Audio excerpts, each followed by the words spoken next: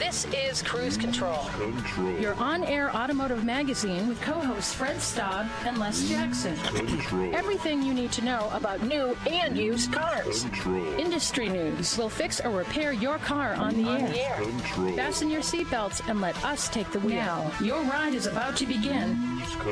Because you're on Cruise Control. Cruise Control. Cruise Control.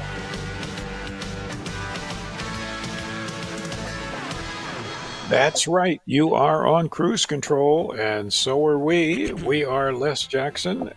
That's Fred Staab. This is your on-air automotive magazine, and we, Fred and I, have a whole bunch of stories to get to today, which is frequently the case. I admit that, but sometimes there's just too much to squeeze into an hour, so we're going to just make an effort. Yes, we are. With J.D. Power, right? Are you brand loyal, Les Jackson? No, I'm not, actually. Okay, thank you, and we appreciate you listening. But that's right.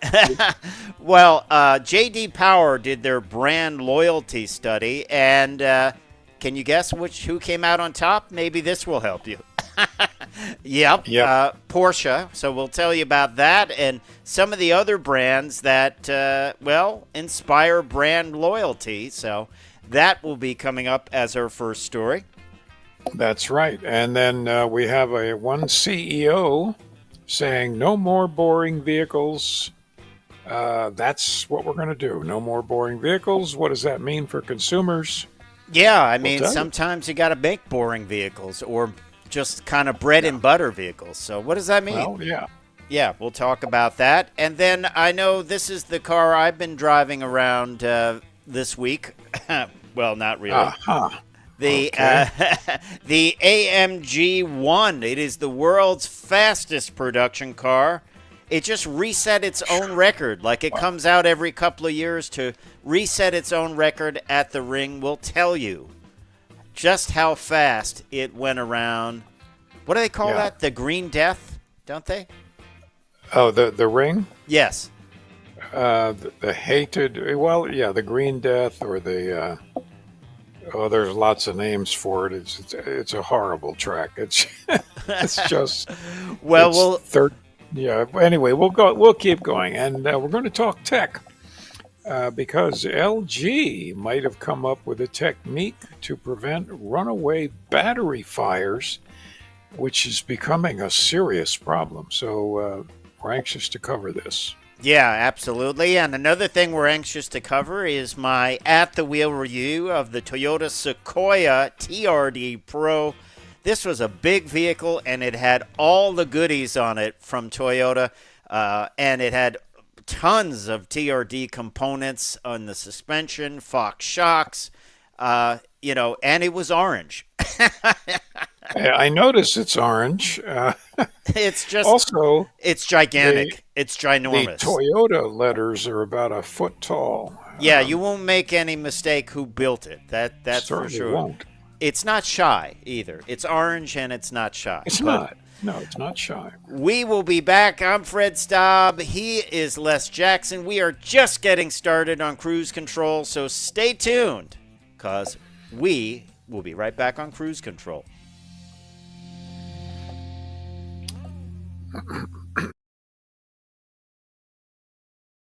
Your on-air automotive magazine, Fred Staab and Les Jackson. Les, we're asking our audience about brand loyalty. We asked you about brand loyalty. You have no brand loyalty. Well, I go with the money. Where's the money? I try to choose the best brand I can find for whatever I buy. There are some brands I won't buy just because I don't like them. Yeah. Well, there's certain brands I probably wouldn't consider when it comes to cars. I just don't like them, or oddly, there's some I won't mention, but the way other people drive them I'm not against the brand or the vehicles, but they may come with a preconceived notion that I don't. There is that.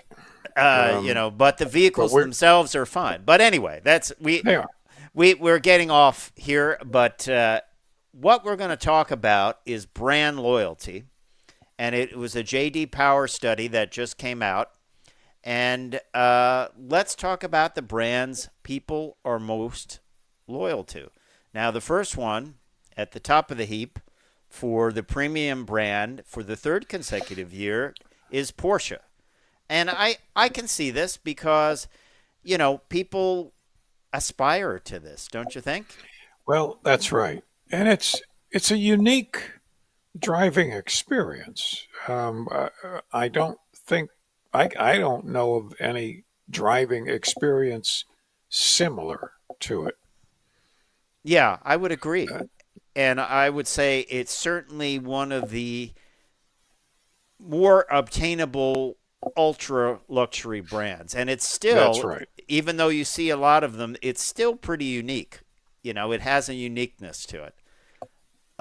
So I can see how they would like that, why they would be loyal to it. And let's face it, a lot of their designs look exactly the same for years. So it makes it easy to be loyal to it, doesn't it? Well, it does. And another German brand that is Mercedes, it ranks second at 49%. Now, this is a bit of a surprise to me because not that it isn't a good brand, it's a very, very good brand, but it actually has a less than sterling reliability record. Yeah, they went through that whole time with electronics that was terrible, Yeah. right? I mean, I know that's in the rearview mirror, but those are things that could weigh into brand loyalty. You buy an expensive car and the electric windows don't work, it can make you less loyal. It can make you less loyal. Exactly. Yeah. Exactly. No surprise in any survey who does well. Lexus ranks highest among premium brand SUV owners with a 60.2% loyalty. I'm surprised it's not higher, frankly. Well, I'm actually surprised too. Our friend Vern Parker years ago said, Lexus just screws them together better than anybody else does. And that's true. They're just so well made. They're Toyota, which is already great. Right. But it's a Toyota, that somebody even took more attention to building and engineering. So people love them. Yeah. It is definitely a unique mix there because the other thing about Lexus is it's noticeably different in most cases, although in the last couple of years I can think of a few Toyota vehicles that are almost a Lexus. But still, they maintain a difference in the brand that I think other premium manufacturers like Acura don't. There is enough of a difference between a Lexus and a Toyota. And there's some very luxurious Toyotas, too. BMW comes in 55.8, ranks second. Very popular. People just buy one after the other. Do you think, I have a question for you, brand loyalty. I have an interesting thing. If you lease a vehicle, will you be more loyal to the brand because you don't want to deal with that hassle of, well, I want to return this vehicle and get out of the lease, and then every little scratch becomes like, oh my God, it's structural damage when it's an inch-long scratch on the bumper cover. So, but if you lease another vehicle, it's not a problem. Suddenly, it's not a problem. Exactly. Yeah, there's a trade-off with all of these things. Okay. And of course, Toyota there's the mass market brand. It's number one. Has been for as long as we've been alive. I told you some of those amazing numbers, selling like 800 Camrys a day in the U.S. What a powerhouse. Well, we're going to have more of the J.D. Power brand loyalty study when we come back. We're also going to tell you who said no more boring vehicles. We don't want them, but we want you back on Cruise Control.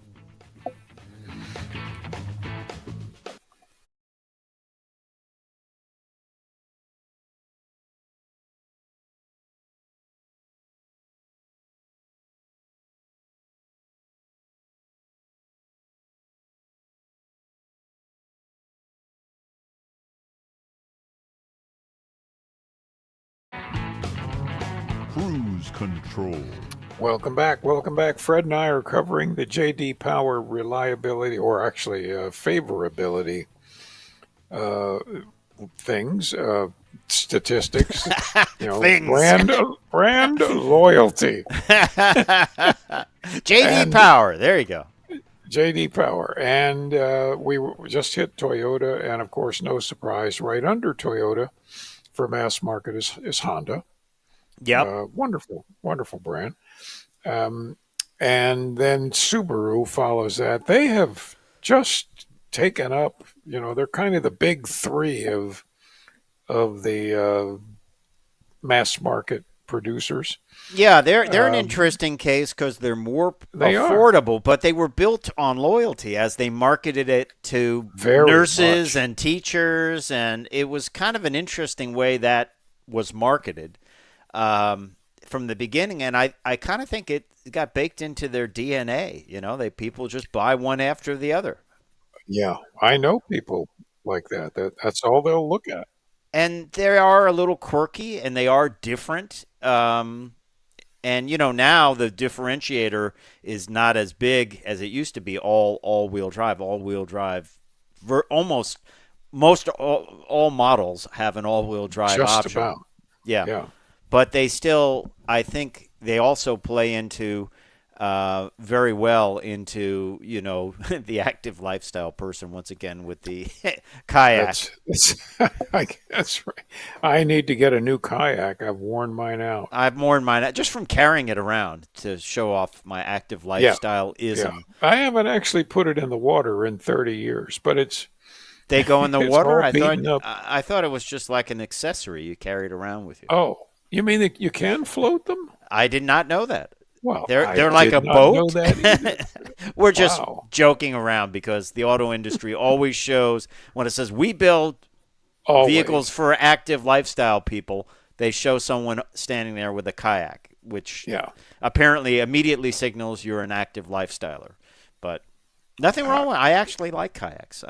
I just don't carry them around with me. That would be awkward. Same here. Let's finish this study. One more. Big name, Ford. Highest ranking loyalty among truck owners. That makes sense because they've had the best-selling truck for how long now? 47 years. Best-selling truck. Yeah. In the world. So it's pretty amazing. That makes sense, loyalty.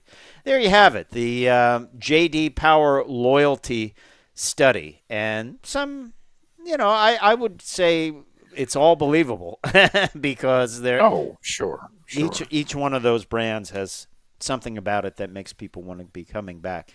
Let's talk about one of those on the list, and that is Ford. Interesting quote this week. It was from the UK's car magazine. I guess not the most creative name for a car magazine, but very descriptive. That's pretty basic.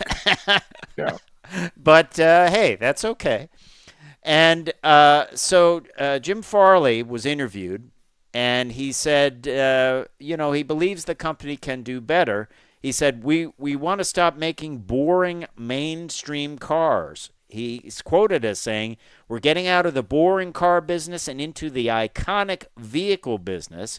We've always competed at the heart of passenger car market, which didn't do too well for Mondeo, Focus, and Fiesta, although I always liked Focus and Fiesta. I thought they did well, but I thought they were well enough. Yeah, not well enough. A pretty good bridge between U.S. and European, but things changed. Farley notes that while these vehicles were beloved by customers, they could never justify more capital allocation, meaning that they didn't make money. That's what that means. Well, enough money, So many of those vehicles have been, eliminated. He's saying now that Mustang can compete with Porsche. He's talking about, I guess, the GTD version. The GT, while it's great, I don't think it's Porsche territory, which is okay. It costs a lot less. Nothing wrong with it. I like it, but he talks about the tumultuous time that we've talked about with electrification, the competition from China in Europe. By the way, the EU is going to start putting tariffs on Chinese cars. They're talking about 45%. Yep. And I was in the UK not that long ago. There are a lot of Chinese cars, including MG, which has been sold. The name has been sold. The brand has been sold to China, and they put out cars that have the old MG logo on it. They have nothing to do with MG other than they bought the logo. So I would. Here's the thing. My take on it. You're not a full-line manufacturer then anymore, And what are you going to do? Go like Jaguar and just make high-end EVs that sell for $300,000? I don't know about this. He talks about having exciting things like the Raptor and all that. That's great, but I think you need bread and butter too. I believe that this, the Raptor or the Bronco and you name it, the active lifestyle crossover SUVs. I think this whole fad, best word I can come up with, is going to go away. And when it does, people are going to want full line choices. And the company that has been there is going to just reap the market. Which will be Toyota and Hyundai and Kia. Yep. Yeah, they're full line. They are totally full line. I would love to drive a Chinese manufacturer product, an actual Chinese brand. I don't want them sold here, frankly. Because they'll kill the industry. They will. Well, it will kill the industry, and I just don't believe we should buy products from our enemies. But on the other hand, they make millions of other products that we buy at all of our discount stores. I agree with you. I would like to try the BYD Seagull just to try it. That's their cheap and cheerful electric car. I mean, I don't know whether it catches fire or like if you bump something in a I'd like to try it, in a parking lot, do all the body panels fall off? Maybe not. And if you could sell it cheap enough, but there's the thing, they can. They'll just pay people nothing in the factory, and lock you in there. That's right. And they can buy the market. Yeah, they aim for Camry market, and they can buy it. And is it a good idea to have no other option for cars when something happens, as you say, down the line? It's a real bad idea. So yeah. But I'm with you. My bet is on Toyota and then Kia and Hyundai and Genesis by default. But they full line. I have a Hyundai Sonata right now, and it's beautiful.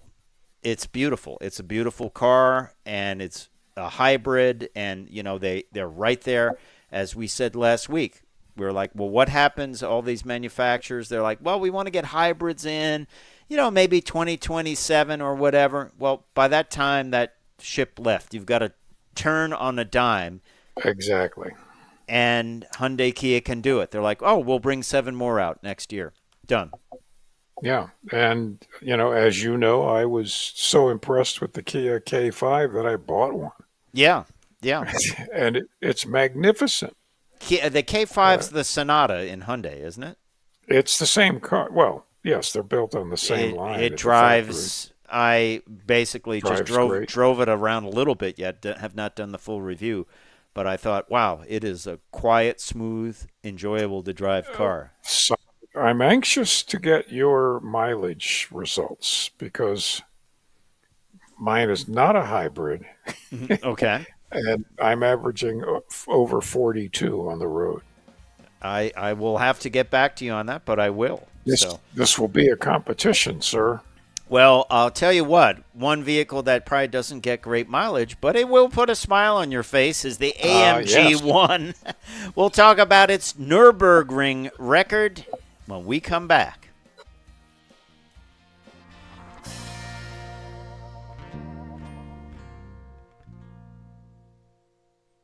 I'll just say a little thing here that, yes, so we want to know what you think. Would you drive, if it was available, would you drive one of those, if it was available in the U.S., would you drive like a BYD Seagull, a electric car for under $20,000, even though it's made in China? Would you pay for it? Would you say, hey, I don't care, I want a decent, inexpensive car? Or would you say, I'm not doing it because A, I'm not sure about the quality, or B, hey, I don't like supporting that situation. And frankly, I don't want the auto industry, whether it's domestics like GM and Ford, to go out of business, or even the people that work in factories like Kia and Toyota. So let us know in the comments. That's right. We'd like to hear from you. So we'll be right back.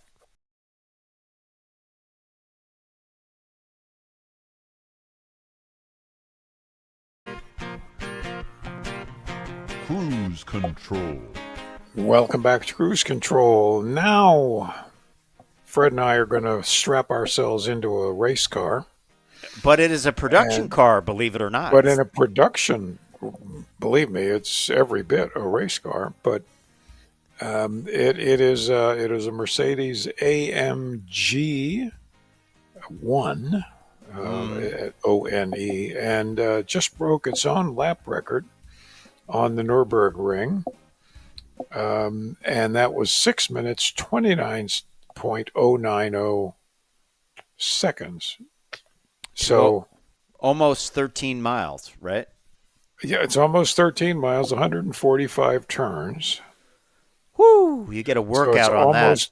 Almost impossible to memorize it, which is why it's such a killer. It kills cars. I mean, it just eats hundreds of cars every year. Wow! Because people lose control and have a brush with expenses. So this is an extremely fast car. I'm going to get to the top speed. It's one of these supercars. It's a world beater. Hypercar. Yeah. Yes, hypercar. Now it's faster than anything else, correct? It is the fastest production vehicle. I believe they limit it artificially to 215, 218. But here's the thing, Les. This is sort of like a Formula One car engine. You look at some of the technology, they limit the engine. They put a limiter on it, rev limiter, to 11,000. Yeah. Just to 11,000. It has an electric turbocharger with a motor on it, so it will spool up the turbo electrically to 100,000 RPM to get the boost on, so there's no lag. All of that gives you 1,049 horsepower from a 1.6 liter V6. Now, let's just say that again, Fred. 1.6 liters. Mm-hmm. That's basically a little less than 2 quarts. Yes. Two little cardboard quart containers of milk. And it is a hybrid, so it's 3 electric motors and regenerative braking. Probably, if you could look inside that engine at 11,000 RPM, it would almost look like the pistons had stopped moving. They're going. It would. It would. It's got to have some incredible oil delivery. Yeah. So this broke its own record again. It comes out every so often. Driver Mark Engel did this again. He broke the record, I believe, in 2022, and he came out again to, improve on what he did. The top speed is capped at 218, which I think is adequate for the street. It's that's it's fair. But apparently, to break this record, Engel had to be. He would leave off the accelerator a little early to get the regenerative braking. I mean, the guy's an incredible driver. And there he goes right now. There he goes. Wow. Whatever that was that went by, it's really loud. Yeah. I don't believe the Nürburgring has a straight long enough to do 218. I think maybe you can get up to about 180. Wow. On a couple of the straights, but it's pretty curvy. I'll have to check that. So you can buy one of these things? Well, if you have significant money, yes, you can. And something tells me you're probably not going to work on it yourself. No. You're actually going to adopt an entire team of technicians. They live in your garage. And it'll be in your guest house. And that'll only cost you $400,000 or $500,000 a year. Wow. But let's face it, you've got the car. Yeah. I would say this is decidedly not cheap and cheerful. No. Yeah. No, I don't have a price on this. Frankly, I don't think I want to know. Yeah. But the technology is incredible. There's even like a race mode where we'll pull in these little slats that are on the side. The electric range is 11.2 miles in it. And it is basically a regenerative braking system similar to Formula One. Perfect vehicle to go out for a quart of milk in, I would say. Yeah, I plan to take it out on the off-road. Yeah.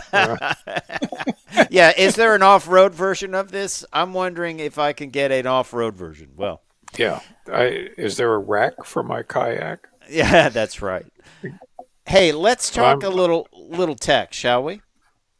Let's do that, because this Mercedes is completely unaffordable and unobtainable. Yeah, but fast. Imagine sitting in the passenger seat while he did that. Might be time for a clothing swap. You need about a half a bottle of Valium. Yeah, I think at some point I would just say I'm closing my eyes because I can't handle this anymore. I don't mind driving it. I just don't want to be the passenger. Yeah, I think it would be a very intense 6 minutes and 29 seconds, but extremely intense. And I might be done by the time I got out. I can guarantee you a 6-minute turn around the Nürburgring, you will be sick. Yeah. You'll crawl out of the car and you will be sick.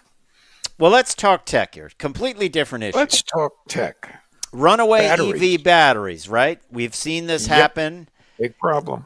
They go into thermal mode, and that's it. Fire departments have put them in pools to try to put them out. They have put blankets over them to smother them. They can even take a car after an accident, and it's out, and then they take it to the scrap yard, and it catches on fire again, and they can't stop it. It's a runaway thermal issue. Yeah. And it's like having sodium in a glass of water. It just keeps burning. So that's bad, because if you want people to park these in their garages, and we've seen that issue. I think that happened in South Korea, where I believe it was South Korea, or maybe it was Japan, where someone had it in an underground garage underneath their apartment house, and it caught fire and damaged a whole bunch of vehicles in the building. So how do you stop this? Well, this was published in Nature Communications, believe it or not. It comes from LG Chem, and they have what they're calling a suppressant, like a very thin layer of suppressant material that will be placed in the battery. It won't affect the battery as far as, performance, But what happens is if the battery is damaged and it would go into this thermal mode, it would suppress the flames, so they wouldn't go any further. Yeah, and it's kind of like an insulator. Yeah, between the layers. Sorry, they've referred to it as a thermal fuse. It's there, and it's not preventing the electrons from flowing. But when it heats up, it becomes like a disconnect. And for every 33 to 34 degrees in temperature rise, it gains up to 5 kiloohms. That's 1,000 ohms of energy resistance, more and more insulation. So that's terrific. You knew somebody would come up with this eventually. Don't you love technology and people that just say, "Oh, here's a problem, we'll fix it"? Well, yeah, we got a problem. That's the beauty of science. You find a problem and you just keep working it. Yes. Until you eliminate all of the what about thises. Well, here's the thing. They've tested some batteries. Both times they used a 22-pound weight. It must have been what they had handy. I don't think 22 pounds. Probably. And they're going to scale up, and they're trying to simulate car accidents, or running over something with your car and damaging the battery. So they're trying to damage the battery. They said the ones that had this new technology did not go into thermal runaway. The other ones did. So it's sooner than later, they say, folks. So we will be back sooner than later. We're going to have an at-the-wheel review of this Toyota Sequoia Trd Pro. So stay tuned to Cruise Control with Fred Staab and Les Jackson.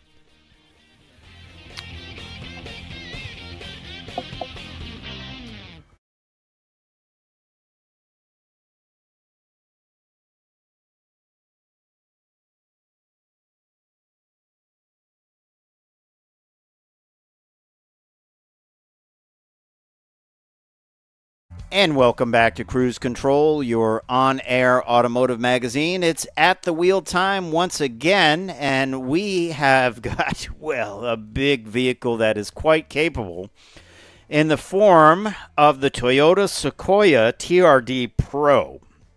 Now, Toyota racing development has been around for a while, and this vehicle benefits from that because it gets all of the good stuff.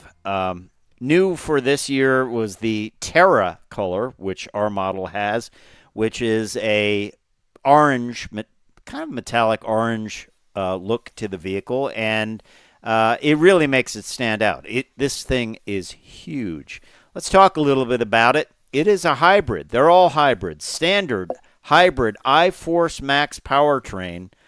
That puts out 437 horsepower, 583 pound-feet of torque, with a maximum towing capability of 9,520. You can see the TRD components under there, springs, Fox shocks. One of the neat things is this kind of pattern that is in the wheel well arches, and it's sort of like a camo look, I guess.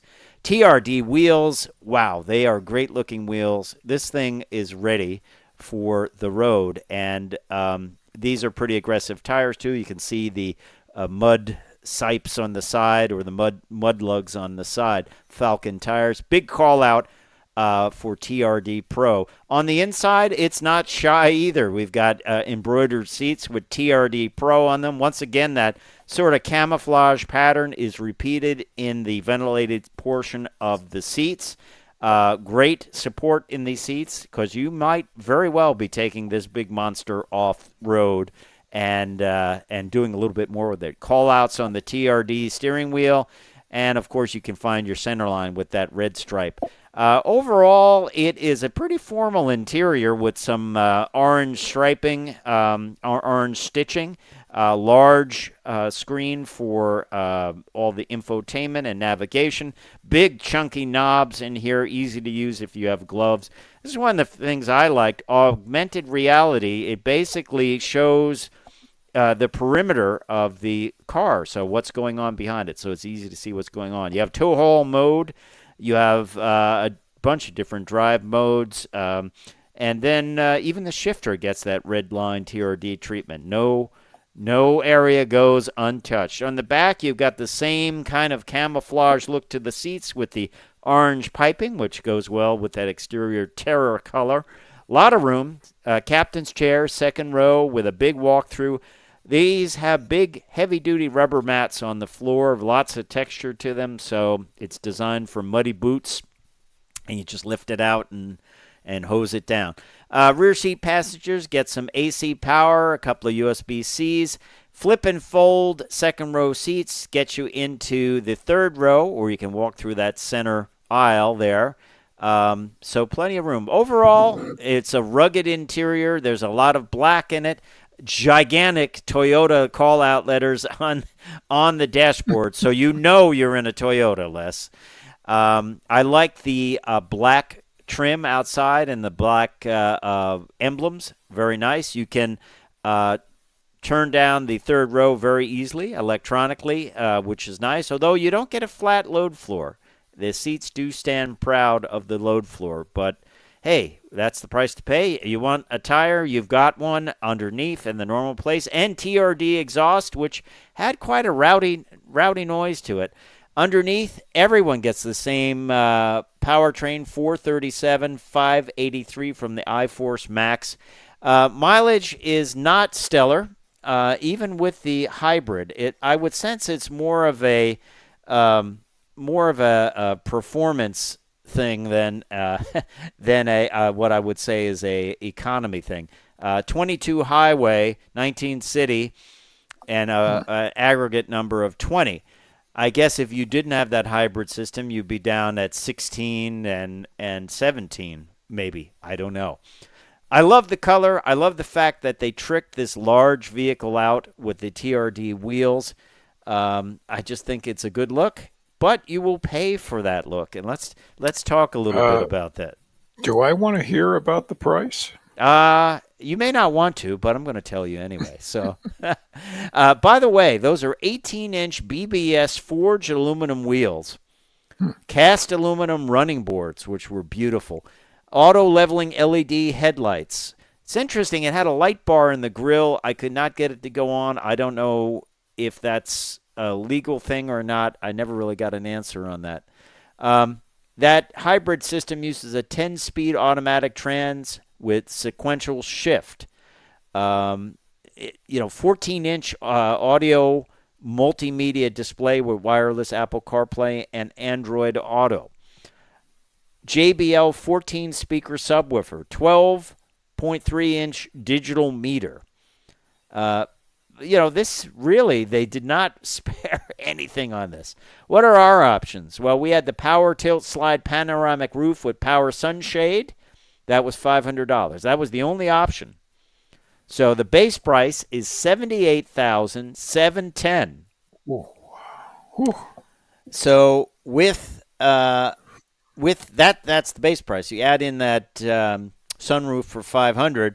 $79,210. You add in delivery, processing, and handling fee, $1,850 goes on to the tally, and that comes up to $81,060 for this very, very capable, good-looking machine. I think you got to want it to pay that kind of money for this. I hats off to them, though. Think about that. It's kind of a daunting process. You think, I want to turn this thing into a real off-roader, and it's a giant family SUV. Now, we've seen that. We had the Ford Tremor on earlier, right? And this would be like a competitor to it. This seems to be the way the buying public wants to go. I just wonder to what extent. Because it's a war wagon, it makes you feel like you can go through anything? Maybe. Yeah. I have to say, it drove wonderfully, probably due to the 18-inch wheels and big sidewall. The tires weren't noisy. The exhaust was performance-oriented, I'll say, but wasn't terrible. It had enough ability in it. What they've done with this drivetrain, Toyota, and I don't know whether they're adding artificial sound to it, whatever, but it sounds like a V8 to me. It definitely sounds like a V8. If I didn't know better, I'd say it's a V8. But in reality, it is a twin-turbo V6. I think they're doing some magic there. But love those wheels, Les. Those are very cool forged BBS wheels. Interesting, BBS is one of those companies that is now headed for bankruptcy if they have not done so already. But they put the good stuff on it. Once again, we always say it, it's probably you couldn't take a Sequoia and build it up like this for $81,000. You'd probably spend a lot more. The seats were great. I love that camo look in there. I just think that is a cool thing. I've never seen that texture in the wheel arches, which I think looks a lot better than just black plastic. And it was bold. It was bold. It's not like it was a shy vehicle. You can't be that orange Terra color and be shy, can you? And all the controls are big. You can use it with gloves, heated seats. So it's a mix of luxury and capability. I also love this augmented reality where you can see all around the vehicle. I think that's going to become a standard feature for safety. People want to get out. They're going to hit that button. They'll look around. In this case, it would be great to see what rock might be coming up on the trail or whatever. Would you take a vehicle this big out on the trail? I don't know. It's. I guess people will. It can't be much it's of big. Yeah, I mean, it can't really be much of a demanding trail if a vehicle that big can go on it. Yeah. Well, we appreciate you listening to Cruise Control. Time for me to say I'm Fred Staab. I'm Les Jackson. We're going to see you down the road. Bye.